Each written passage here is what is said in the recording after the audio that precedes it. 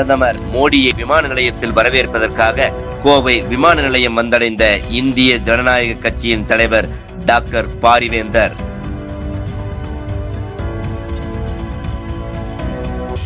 பிரதமர் நரேந்திர மோடி கேரளாவில் நடைபெறும் நிகழ்ச்சிகளில் கலந்து கொள்வதற்காக டெல்லியிலிருந்து தனி விமானம் மூலம் பிற்பகல் 2 மணி அளவில் கோவை விமான நிலையம் வரவிருக்கும் நிலையில் அவரை வரவேற்பதற்காக என்டிஏ கூட்டணியில் உள்ள இந்திய ஜனநாயக கட்சியின் நிறுவன தலைவர் டாக்டர் பாரிவேந்தர் அவர்கள் தற்பொழுது விமான நிலையம் வந்தடைந்துள்ளார்.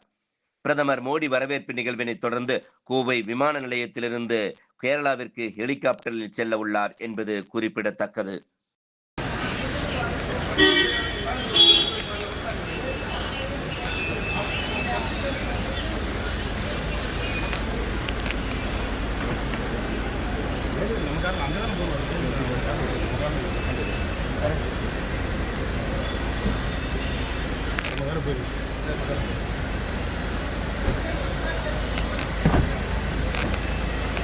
வண்டியில் இருங்க, வண்டி எடுங்க, நீங்கள் உங்கள் வண்டி எடுங்க.